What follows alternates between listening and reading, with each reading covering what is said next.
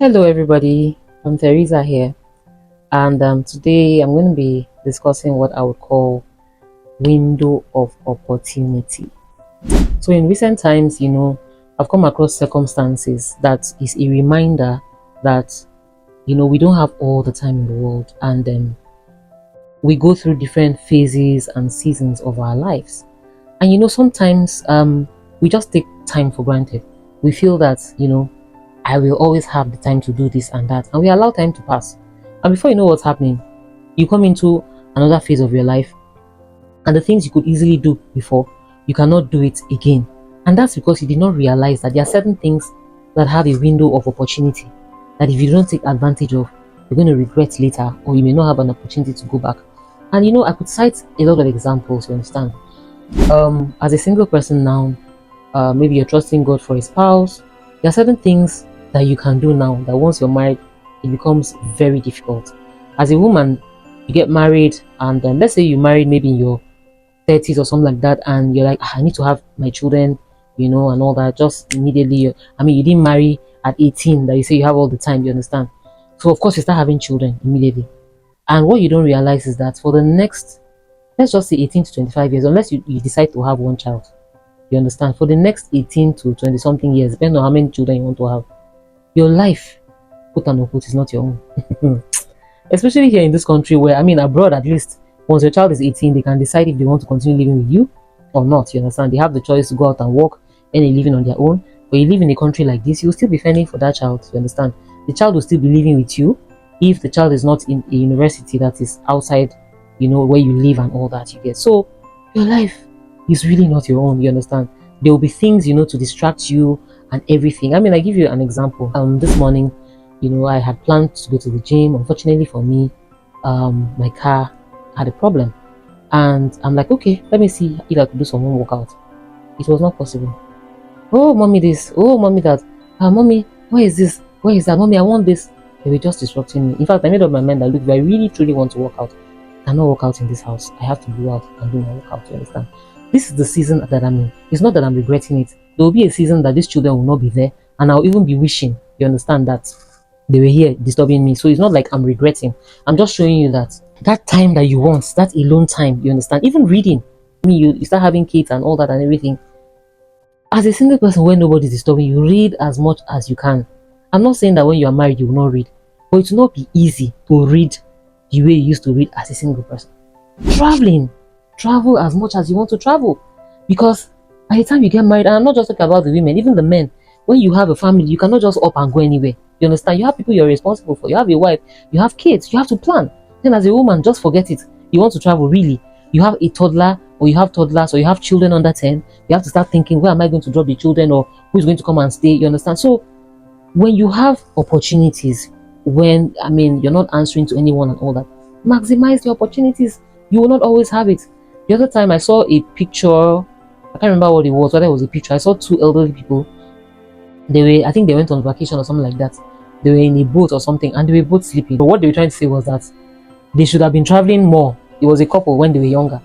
Now they are older, and they are dozing off instead of enjoying this thing. Maybe if they had traveled when they were younger, when they were more agile and more alert, they would have enjoyed those travels. You understand? So there are certain things that one has to do per time. Another example I'll give is someone was like, oh, he has noticed that when he applies for stuff, you understand, they'll put a cap on 35 years old.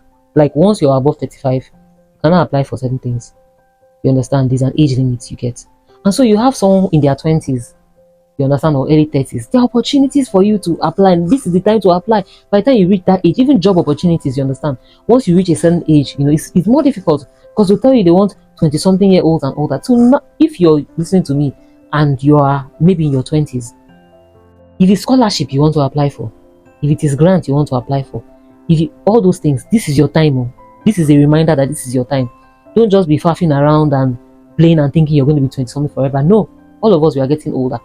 So if you want those applications, it is your time now. Look out for those. We thank God for internet. You understand? You can sit down and search for those opportunities. You want to travel out, you're in the prime. This is your time. Do all those things. Once you hit 35, there are certain things you will not be able to apply for again. That's just a reminder. And there are several other examples. even in the area of health. I was talking on a platform one day, and I said this is an observation.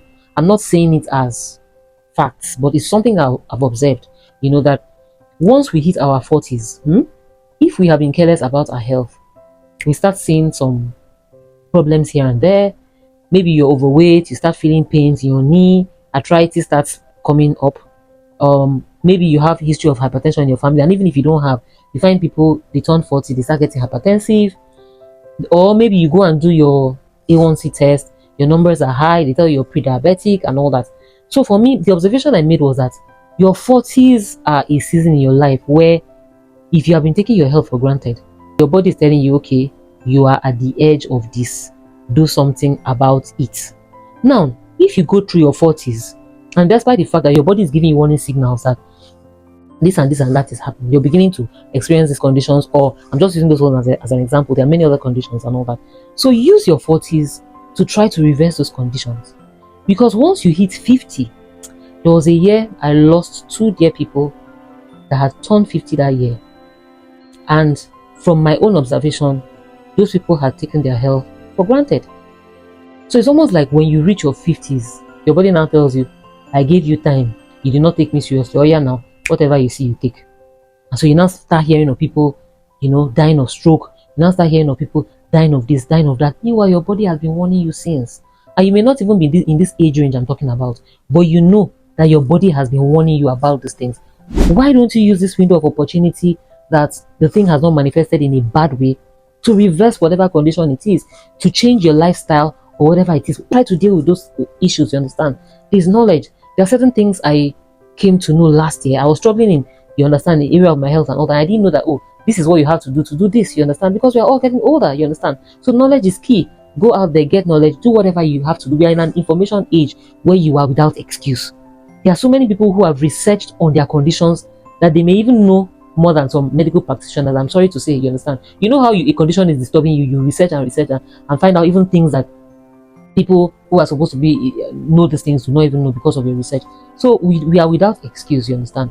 So I want you to think of whatever area that you're maybe taking for granted at this time of your life, and like, what can I be doing at this time of my life? Like, for instance, now you have your kids have not gone up to university, or you have your kids, they've not gone to boarding school. Maximize the time you have with them. There will be a time they'll leave the nest. Like I was saying in that example, that I'm not complaining, because I know that there will be a time I'll be missing them and looking for them to be disturbing me for one thing or the other. Maximize the time you have with your children, because one day you will wake up and realize you don't even have a relationship with them, because when you had the time and the opportunity, you did not maximize it, and now they are gone. So it applies in different areas. I don't know, whatever area it is, just try and maximize the time you have, because you will not always have that opportunity. Anyway, I know you guys get the message. Whatever it applies to you, take advantage of it. Thank you guys, and see you in the next video.